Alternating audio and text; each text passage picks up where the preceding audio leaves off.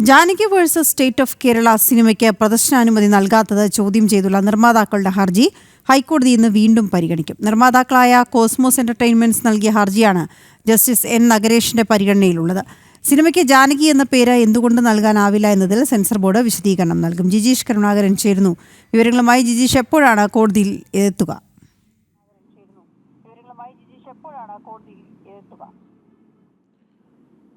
വീണ, ഇന്ന് രാവിലെ തന്നെ ഈ ഹർജി പരിഗണിക്കുമെന്നാണ് മനസ്സിലാകുന്നത്. കഴിഞ്ഞ തവണ പരിഗണിച്ച ഘട്ടത്തിൽ തന്നെ വലിയ തോതിലുള്ള ചോദ്യങ്ങൾ ഇതുമായി ബന്ധപ്പെട്ട് സെൻസർ ബോർഡിന് മുന്നിലേക്ക് ഉയർത്തിയിരുന്നു കോടതി. എന്തുകൊണ്ട് ജാനകി എന്ന പേര് ഉപയോഗിക്കാൻ കഴിയുന്നില്ല എന്ന് ചോദിച്ചു. അത് മതപരമായ, സാമുദായികവും മതപരവുമായ കാര്യങ്ങൾ അതിലുണ്ട് എന്ന കാര്യമാണ് ചൂണ്ടിക്കാണിച്ചത്. സെൻസർ ബോർഡിന് നൽകിയ മാർഗനിർദ്ദേശങ്ങളിൽ അത്തരം ചില നിബന്ധനകളും നിർദ്ദേശങ്ങളും ഉണ്ടായിരുന്നു. അത്തരം കാര്യങ്ങൾ പരിഗണിക്കണമെന്ന് തങ്ങളോട് പറഞ്ഞിരുന്നു. അതിൻ്റെ കൂടി അടിസ്ഥാനത്തിലാണ് ജാനകി എന്ന പേര് വിശ്വാസപരമായി ബന്ധപ്പെട്ടത് കൊണ്ട് തന്നെ ഒഴിവാക്കാൻ പറഞ്ഞത് എന്നൊരു ന്യായമായിരുന്നു പ്രധാനമായും സെൻസർ ബോർഡ് പറഞ്ഞത്.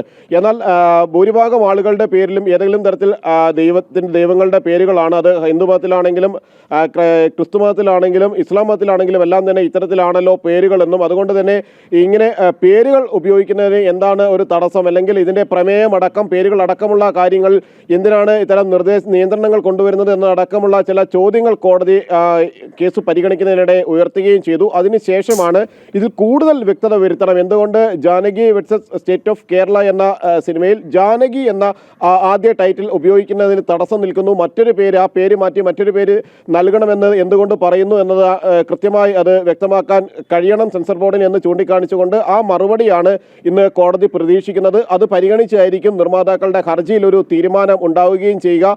ഇതിൽ നിർമ്മാതാക്കൾ ചൂണ്ടിക്കാട്ടിയ ഒരു കാര്യമെന്ന് പറയുന്നത് ജാനകി എന്ന പേര് അല്ലെങ്കിൽ ഏതെങ്കിലും തരത്തിലുള്ള സമുദായപരമായോ മതപരമായോ കാര്യങ്ങളുമായി ബന്ധപ്പെടുത്തിയല്ല ഉയർത്തിയത്. അതൊരു കഥാപാത്രത്തിൻ്റെ പേരാണ്. ബലാത്സംഗ അതിജീവിതയാണ് ജാനകി എന്ന കഥാപാത്രം. ആ കഥാപാത്രം നടത്തുന്ന സംസ്ഥാന സർക്കാരുമായി നടത്തുന്ന ഒരു പോരാട്ടത്തിൻ്റെ കഥയാണ്, നിയമ പോരാട്ടത്തിൻ്റെ കഥയാണ് അതിൽ ഇതിവൃത്തമായി മാറിയിട്ടുള്ളത്. അതുകൊണ്ട് തന്നെ അതിൽ ഏതെങ്കിലും തരത്തിൽ പേര് മാറ്റേണ്ട സാഹചര്യമില്ല. മാത്രമല്ല ഈ പേരിൽ തങ്ങൾ സിനിമയുടെ പ്രചാരണമടക്കം സംഘടിപ്പിച്ചു, അതിൻ്റെ ഡബ്ബിംഗ് അടക്കം പൂർത്തിയാക്കി കഴിഞ്ഞതാണ്.